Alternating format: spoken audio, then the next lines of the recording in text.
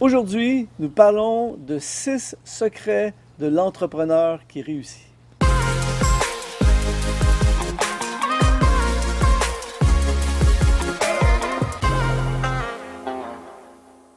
J'ai l'énorme joie aujourd'hui de recevoir mon ami Johan Defontaine, avec qui nous avons fait dans le passé plusieurs capsules.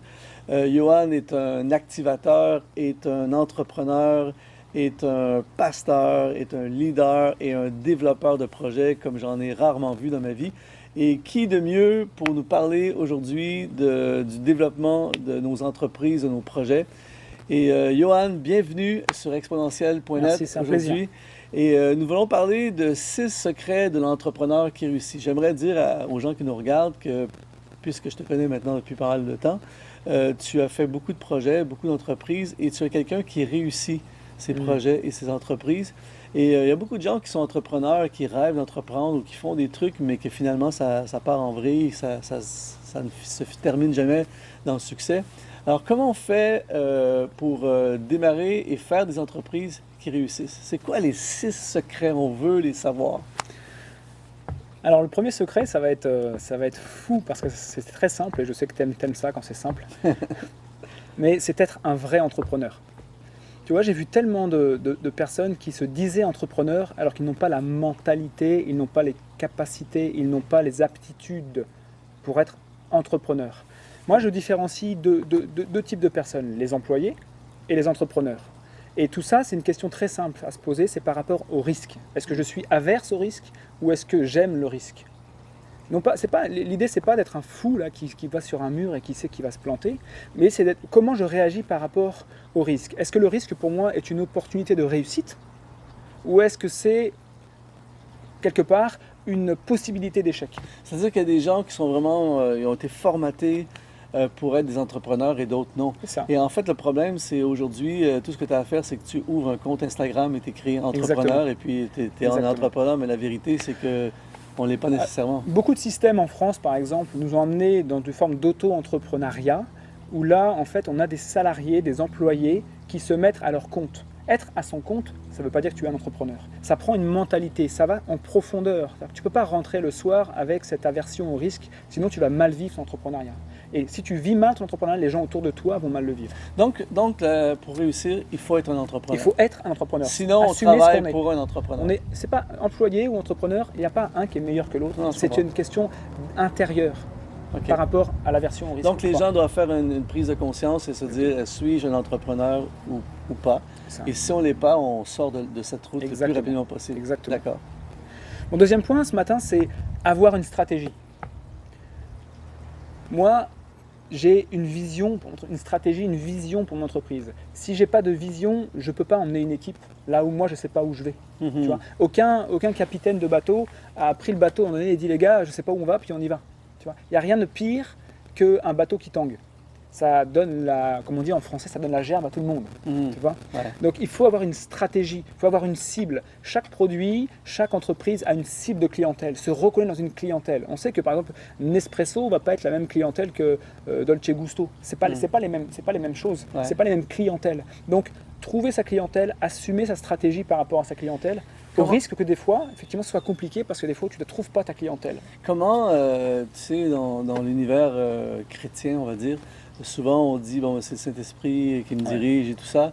Et beaucoup de gens entreprennent des choses en disant, on verra, et finalement, il n'y a pas de stratégie. Comment on fait la ligne, comment on réussit à aligner la stratégie divine et l'importance d'avoir quand même une stratégie sur cette terre terrestre?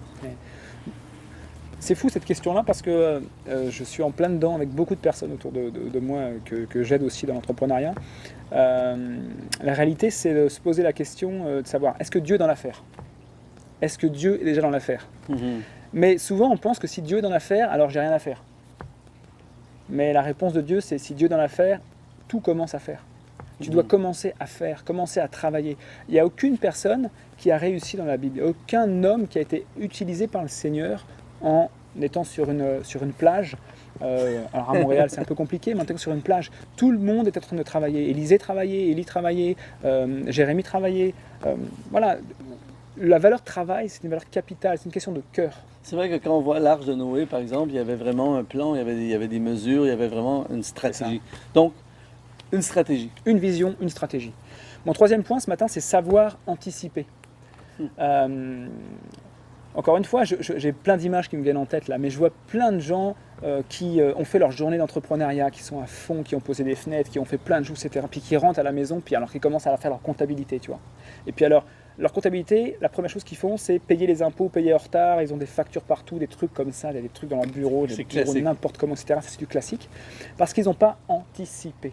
Et l'anticipation, c'est une règle qui se trouve à la fois pour les églises ou pour l'entreprise. D'ailleurs, l'église, j'en profite pour dire que pour moi, c'est une entreprise qui est présidée par le Saint-Esprit, tout simplement. C'est les affaires de notre Père. Exactement. Savoir anticiper, c'est aussi faire des tableaux de bord. Tu sais que ça me tient à cœur faire des tableaux de bord.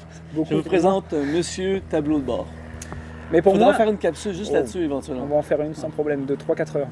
Mais les tableaux de bord sont importants parce qu'ils nous permettent de savoir où on va, quels sont nos objectifs. Et en fait, on vit mieux les choses. C'est quoi un tableau de bord, rapidement, pour les gens qui nous regardent? Un tableau de bord, c'est de savoir le chiffre d'affaires attendu par mois, les charges qui sont attendues, celles qui sont fixes, celles qui vont tomber obligatoirement et celles qui sont variables en fonction de mon chiffre d'affaires. Tout simplement de savoir où je vais en fonction des mois et en fonction de ce qui va rentrer et de ce qui doit sortir de l'entreprise, c'est un essentiel. Tu ne peux pas juste, tu ne peux pas juste prendre la vague en pleine tête, il faut que tu accompagnes la vague. Donc, on peut faire un tableau de bord pour que ce soit une multinationale ou que ce soit juste un petit projet dans le groupe de jeunes. Exactement. On fait un tableau de bord. Une église a besoin d'un tableau de bord. Même si effectivement les dîmes, les offrandes, les entrées ne sont pas quelque chose qu'on peut forcer, bien entendu, ça dépend, la Bible nous parle d'un élan du cœur, mais on peut anticiper les choses par rapport à l'historique, on peut commencer à imaginer une croissance si on met de nouvelles visions en place, on peut amener à fédérer autour d'une vision, d'une stratégie. Je reviens au deuxième point. Donc toi, tu fais jamais un projet, tu te lances jamais dans une entreprise, tu n'entreprends jamais rien, à moins qu'il y ait un tableau de bord à la base. Exactement, à moins qu'on ait fait un tableau de bord. Je ne comprends pas les entrepreneurs qui ont une entreprise et qui n'ont jamais eu un tableau de bord. Je ne peux pas comprendre comment ils peuvent survivre dans le temps. Mon quatrième point, c'est être capable de se renouveler. Capable de se renouveler. Hier, je passais au magasin avec mon épouse et je voyais les nouvelles machines Nespresso. Tu les as vues? Ouais. Il y a des nouvelles capsules. En fait, ça m'a fait réaliser à quel point la mienne est préhistorique. C'est ça. La tienne date de 6 mois et elle est déjà obsolète. Tu vois. Ouais. Mais ils sont capables de se renouveler pour différentes raisons, parce qu'ils ramènent une nouvelle dynamique. Ils se remettent à la vue des clients qu'ils ont par rapport aux autres qui sont autour. Et en plus de ça, ils évitent de se faire copier. La nouvelle capsule a été simplement faite parce qu'il y a eu trop de copies de l'ancienne. C'est ça. Donc ils ont créé une nouvelle Exactement capsule pour se renouveler. Une vision d'entreprise, c'est une vision d'entreprise. Mais dans cette vision, on doit être amené à se renouveler en permanence. Même pendant qu'on œuvre dans le présent, il y a une partie de nous qui est dans le futur. Tu sais que les entreprises les plus rentables dans les différents Dow Jones ou CAC 40 ou peu importe les marchés, ce sont les entreprises qui ont un service recherche et développement qui est énorme. C'est fou de savoir combien les grosses entreprises dépensent en recherche et développement. Tu vois, un gars normal qui viendrait dans cette entreprise et dirait « moi je coupe le bras, là, R&D, là j'enlève ça », parce que ça fait de l'économie tout de suite. Ouais, mais eux, ils ont capté que d'anticiper, que dans une stratégie globale, alors c'est assurer que s'ils sèment de la recherche et développement maintenant, ils récolteront des nouveaux produits régulièrement. Ouais. Je dis souvent, pendant qu'on achète la voiture, par exemple, tu achètes le modèle 2018, ils sont déjà en train de penser au modèle 2025. Exactement. Et c'est à cause de ça qu'ils vont être vivants en 2025. C'est sûr. Donc, constamment se renouveler, constamment en train de penser, le succès d'aujourd'hui n'assure pas celui de demain. Exactement. Et même si ça va super bien en ce moment, c'est quoi les tendances, qu'est-ce qui s'en vient pour prendre le virage quand il y aura un virage? Garder sa clientèle, dynamiser sa vision et puncher au niveau de l'entreprise, que l'entreprise est une dynamique, que les salariés que les employés soient dans une dynamique de croissance, une dynamique. Et je reviens à mon cinquième point, penser développement et pas entretien. Il n'y a rien de pire dans une église ou dans une entreprise qu'on pense entretien. J'entretiens. Le premier signe d'une mort d'une église ou d'une entreprise, c'est quand on est en mode entretien. On doit tous penser développement. Je ne sais pas comment on peut mettre son cœur, son âme, tout ce qu'on a, son argent, sa famille en jeu, etc., si on pense entretien. Mais en fait, c'est là, ça revient au premier point, c'est-à-dire que l'entrepreneur va développer et l'employé va entretenir. Exactement. Et ça prend les deux, parce que s'il y a des gens qui développent à fond, mais ils ne sont pas entretenus, donc ça finit par mourir aussi. Mais si on ne fait qu'entretenir, ça va mourir également. Donc il faut développer, garder toujours en mouvement. Exactement. L'entrepreneur veut plus, il veut toujours plus. Non pas pour simplement une question je veux dire, de sous personnel, d'argent, de s'acheter des Porsche. C'est pas le problème. Il y a différents types d'entrepreneurs, bien sûr. Mais l'entrepreneur a cette mentalité de toujours vouloir plus. L'employé, lui, il a une mentalité de vouloir juste payer ses charges. Mhm. Tu vois, et ça change tout. Lorsqu'on commence à vouloir simplement payer ses charges, alors on commence à creuser notre propre trou. Ouais. Tu comprends? Être en mode développement. Et c'est ce qu'on voit dans le développement de l'Église aussi également, c'est que tu vas avoir des pasteurs qui sont géniaux, qui sont super, mais qui vont prendre soin du troupeau, mais qui ne vont pas développer Exactement. l'Église. Alors que l'apôtre, lui, il va répandre, développer, Exactement. implanter, tout ça. Et souvent, en fait, il y a un conflit. Toi, je ne sais pas si tu l'as déjà vécu dans tes entreprises, mais souvent, il y a un conflit justement entre le développeur, l'entrepreneur, Ouais, c'est sûr. et les administrateurs qui, eux, voient les dangers. Exactement. Et c'est eux qui sauvent la situation en administrant, mais c'est l'entrepreneur qui va aller chercher une nouvelle clientèle. Et comment tu gères cet aspect-là On est typiquement dans ce que je disais au premier point, c'est comment je raisonne par rapport au risque. Comment mon corps, comment mon âme, comment tout ce que je suis réagit par rapport au risque. Mais comment tu fais pour... parce que des fois, moi, j'ai vu souvent des entrepreneurs qui sont presque en conflit avec leurs administrateurs. Alors, et comment... Parce qu'en fait, on a vraiment besoin de l'administrateur Tout à aussi. fait. Parce que j'ai vu des entrepreneurs qui entreprennent seuls. exactement. Il n'y a rien derrière, Ouais. tu vois. Ça prend les deux. Mais comment on fait pour étirer l'administrateur et de permettre à l'administrateur de nous ralentir aussi en tant qu'entrepreneur? Donc j'en viens à mon 6e point, c'est prendre le temps de fédérer. Prendre le temps de fédérer, tu vois. Au début, j'allais très très vite. Et puis j'étais tout seul. Je décrochais le peloton, tu vois. C'est comme quand tu es au Tour de France, là, tu pars en vélo, toi qui aimes beaucoup le vélo, tu sais ce que c'est. Tu peux partir vite d'un coup comme ça. J'ai vu tellement de coureurs, moi, croire que c'était le dernier tour. Alors c'était pas le dernier tour. Ouais, Et qu'ils bon, se sont c'est l'image. ils se sont fait passer au dernier tour, tu vois. Donc prendre le temps de fédérer, c'est prendre le temps d'amener son équipe à passer un cap, à passer un step, à imaginer, à fédérer autour de la vision, de la stratégie pour la saison qui vient. Donc c'est prendre le temps de faire participer les uns et les autres à la réussite de l'entreprise. Donc ça prend de transmettre, ça prend de communiquer, ça prend d'apprendre à verser, à déverser son cœur. Tu vois, un entrepreneur du royaume, un entrepreneur pour Christ, un entrepreneur qui a cet appel d'entreprendre, il déverse son cœur. On n'est pas en train de simplement de parler de chiffres, parler de stratégie, mais on parle d'un cœur, on parle de ce qu'on veut faire, on parle du royaume de Dieu. OK. Maintenant, bon, vous avez vu ces 6 secrets extraordinaires qui, chaque secret, on pourrait faire une capsule, peut-être qu'on le fera Sûr. sur chacun des secrets.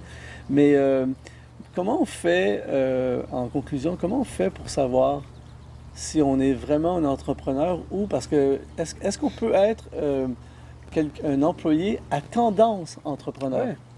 Il y a des C'est sensibilités. c'est quoi la différence entre un employé à tendance entrepreneur et un vrai entrepreneur?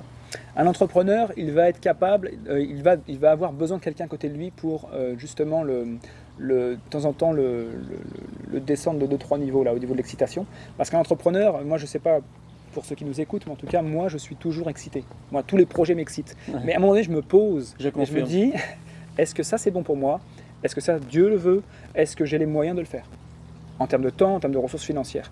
Maintenant, effectivement, il y a des employés qui se sont mis à leur compte et qui ont cette tendance entrepreneuriale. Mais la question, encore une fois, c'est comment je me réagis par rapport au risque. Est-ce que je suis capable de mettre mes finances personnelles? Est-ce que je suis capable de parier, de faire tapis, comme on dit, sur mes finances personnelles, parce que je crois tellement à la vision que je suis prêt à mettre tout ce que j'ai dans la vision? Ou est-ce que simplement je cherche à me passer d'un employeur qui va me donner des ordres et donc je veux simplement me sortir du milieu du travail où je suis en soumission juste pour entretenir mon propre salaire? Donc, à tous ceux qui nous regardent et qui sont des vrais entrepreneurs, en conclusion, qu'est-ce que tu leur dirais pour les activer à aller plus loin? Parce qu'il y en a plein qui sont ils entreprennent, mais ils ne sont pas à leur plein potentiel. Et moi, une des choses qui me frappe avec toi, c'est de voir à quel point tu n'as pas peur, tu as déjà plein de trucs, puis s'il y a une opportunité, tu te lances à fond, tu vois. Tu n'es jamais en mode peur. Et moi, je connais beaucoup d'entrepreneurs ils sont sur les freins, en fait. Ils descendent une côte, mais avec les 2 pieds sur les freins, tu vois. Quel conseil tu donnerais en conclusion pour qu'ils soient activés à juste se lancer à fond? Moi, je leur dirais simplement de savoir s'entourer de gens qui reconnaissent leur appel, leur cœur, mais des gens aussi qui vont les amener dans une réflexion, dans un temps où ils vont pouvoir se poser des bonnes questions. Donc moi j'ai des amis très proches autour de moi qui sont comme des piliers sur lesquels je m'appuie pour chaque projet, avec lesquels je vais commencer à discuter, je vais accepter aussi en tant qu'entrepreneur qu'ils me disent là tu pars complètement en vrille, tu es à côté de tes pompes.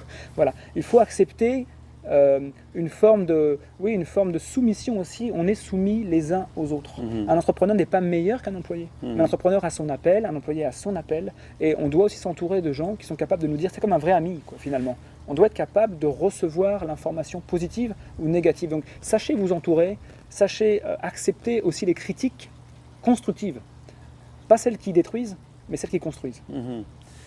6 secrets de l'entrepreneur qui réussit. Merci beaucoup, Johan de Fontaine. C'est une joie de te recevoir. Et en fait, là, aujourd'hui, tu as activé plein d'autres capsules. Tu es en train d'entreprendre quelque chose. Hein? Merci beaucoup. On veut vous encourager à entreprendre. On a besoin d'entrepreneurs. On a besoin de nouvelles entreprises, de nouveaux projets. Suivez ces 6 secrets, ces 6 principes et votre entreprise va passer littéralement à un autre niveau. Si vous voulez encore plus de capsules, plus d'informations, vous pouvez cliquer sur les liens qui apparaissent sur l'écran et vous allez avoir accès automatiquement à d'autres sujets que nous avons fait ensemble, Johan et moi. Et vous pouvez également vous abonner à notre chaîne YouTube en cliquant sur s'abonner. Ça a été un honneur de vous servir. Merci beaucoup, Johan de Fontaine, et à une prochaine.